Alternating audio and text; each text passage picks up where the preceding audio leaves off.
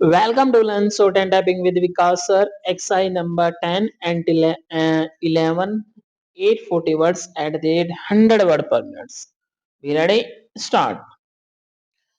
Those who have no commitment to the concept of public undertakings, socialism, and working for the underdog should have no place in top management of any undertaking. The difficulty lies in that we are half hearted in these matters. We have the mentality of private businessmen and also we have the concept and the ideals of a public undertaking. The increasing participation of workers is the only safeguard for the success of any public undertaking in this country.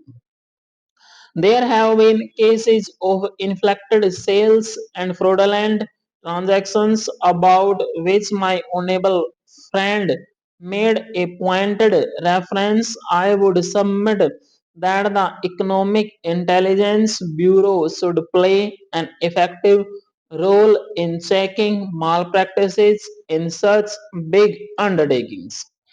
Unless this is done, public undertakings would come in a big way for sharp and hostile criticism from all those who are opposed to the ideology of socialism. As regards 4% interest allowable on the quantum of compensation, my honorable friend has said that this is not fair. A government cannot afford to pay the same amount of higher interest as is done in the case of private sector. The constitution itself has provided that the quantum of compensation would not be justifiable. It has been done with a deliberate objective. If compensation at market value is to be paid to private individuals, then it would not be possible to take over the undertakings at all. If the shareholders have taken the maximum benefit out of their investment, they should not be paid any compensation and only nominal compensation can be paid. Stop. The Constitution allows legislation in that respect. I congratulate the minister on bringing forward this progressive bill. The industry is the basis of our industrial structure. In fact, the extent of industrialization of a country is measured by the amount of steel consumed per head of the population. This industrial undertaking, namely the iron and steel company, is a big industrial complex and it consists of not only an integrated steel plant but also an iron foundry.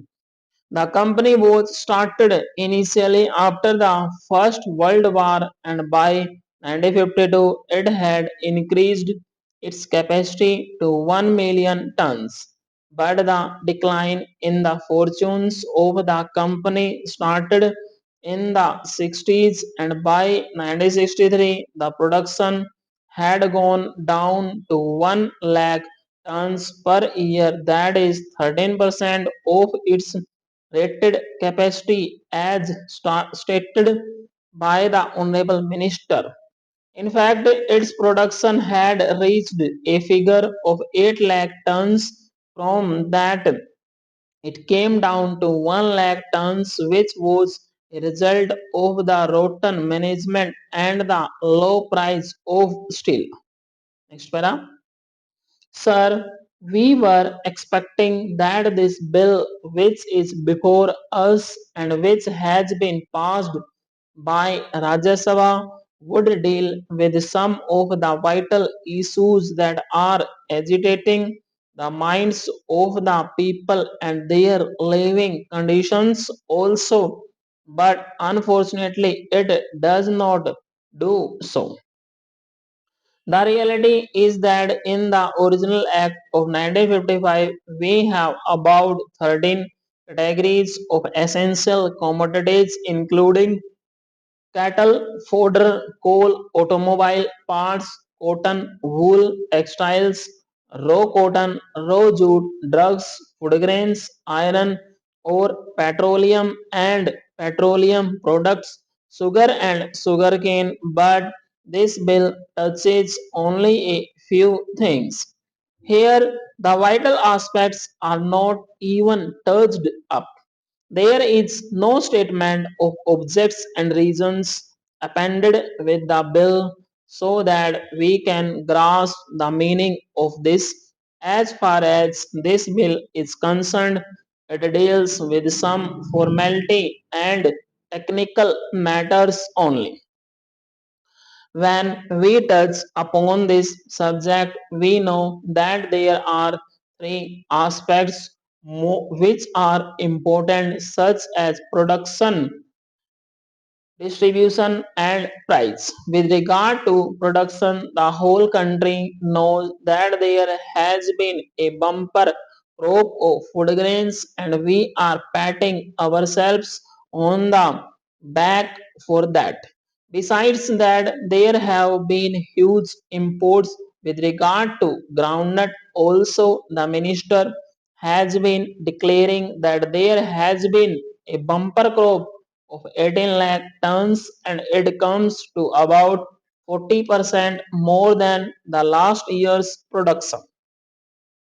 Here we have just now heard the National Textile Corporation is playing its part in stepping production and making the sick and deserted units viable ones.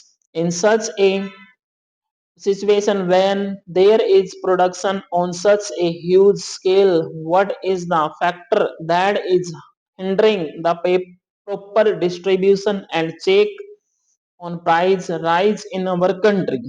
I would like to ask, in view of the fact that the production in the public sector is growing, even the National Textile Corporation with six mills, most of them dead mills, is growing. I would like to know about role of the private sector in the matter of textiles. We have been hearing that the private sector is resorting to lockouts and even retrenchment stop. Is the government of India aware of the fact that the monopolies in our country are resorting to a policy of increasing profits by raising prices after reducing production? So their policy is anti-national stop. They reduce production and increase profit by raising the prices. Stop.